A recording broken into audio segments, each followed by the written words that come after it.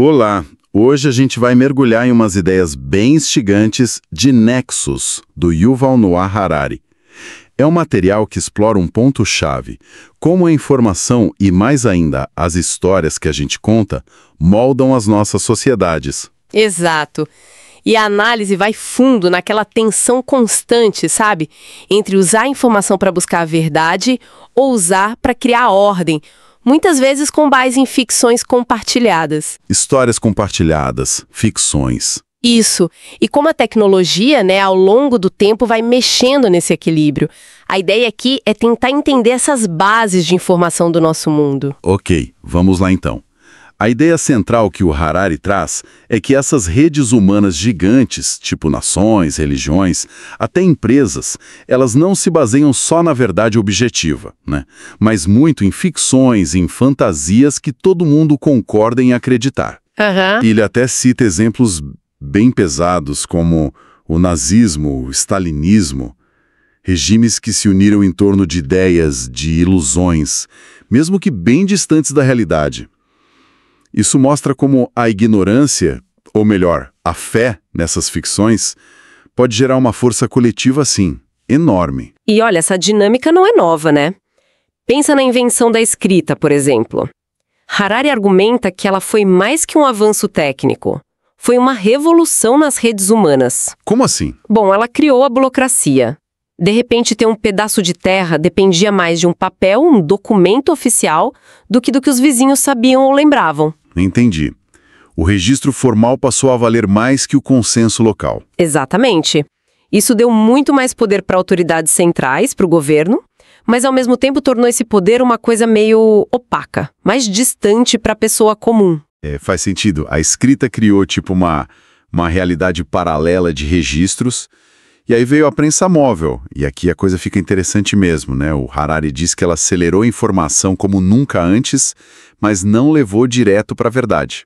Pois é, esse é um ponto crucial. A prensa ajudou a espalhar, sim, descobertas científicas incríveis, mas ao mesmo tempo ajudou a espalhar desinformação em massa. Como no caso das bruxas. Justamente. O exemplo que ele usa é muito forte. Enquanto o texto de ciência circulavam, também rodava o Mal e os Maleficaram, o Martelo das Feiticeiras, um manual, né? Terrível. Que ajudou a justificar a perseguição, a morte de milhares de pessoas, baseado em pura teoria da conspiração, em fantasia. Nossa.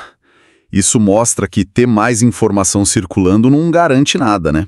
Precisa ter um jeito de filtrar, de corrigir os erros, e isso nos joga direto para hoje, para a era da inteligência artificial. Como a IA entra nessa história toda? Então, aqui é que está a grande virada, segundo Harari. A IA não é só mais uma ferramenta, como foi a escrita ou a prensa. Ele descreve a IA como sendo o primeiro agente não humano dentro das nossas redes de informação. Agente não humano?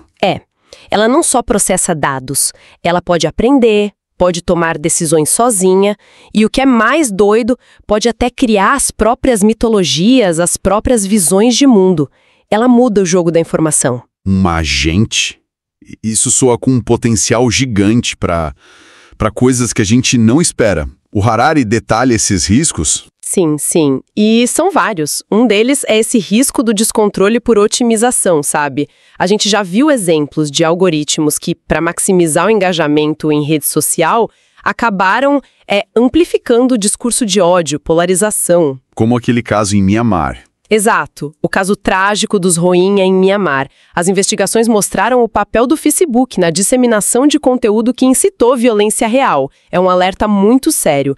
E isso levanta a questão do alinhamento. Alinhamento. O que Harari quer dizer com isso, exatamente? Basicamente, alinhamento é o desafio de garantir que os objetivos que a gente programa na IA e os que ela aprende sozinha estejam realmente alinhados com os nossos interesses, com os valores humanos a longo prazo. Tipo, como fazer essa inteligência superpoderosa querer o que a gente quer que ela queira? É bem complexo. Entendi. É uma questão fundamental mesmo. E fora o alinhamento, imagino que o viés nos dados também seja um problemão, né? Sem dúvida. A IA aprende com os dados que a gente dá para ela. E o mundo real, os dados do mundo real, estão cheios de preconceito histórico, racismo, misoginia, tudo isso. E a IA aprende isso.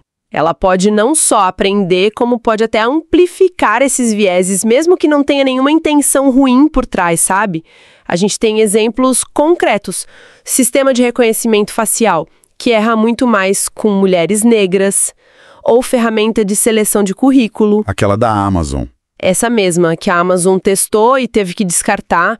Ela estava penalizando o candidato à mulher porque aprendeu com o histórico de contratação da empresa, que era majoritariamente masculino. Caramba! Então, essas tecnologias não são neutras de jeito nenhum. Elas carregam os nossos problemas e podem até piorar. O que isso tudo significa em termos de poder, de geopolítica? Olha, Harari sugere que a gente está entrando numa nova dinâmica de poder. O controle sobre grandes volumes de dados e sobre os algoritmos que processam esses dados pode virar a principal fonte de riqueza e poder no século XXI. Ele e outros falam até em colonialismo de dados. Colonialismo de dados. É, tipo uma nova forma de domínio. O controle não é mais sobre terra, mas sobre informação, sobre populações através dos dados delas. E isso pode acabar dividindo o mundo, sabe? Criando uma espécie de cortina de silício entre as superpotências digitais, tipo El e China, cada uma com o seu ecossistema de informação. É um cenário com riscos muito sérios que o Harari pinta. Ele aponta alguma saída mais concreta para diminuir esses perigos, além do alerta geral sobre alinhar e ficar de olho?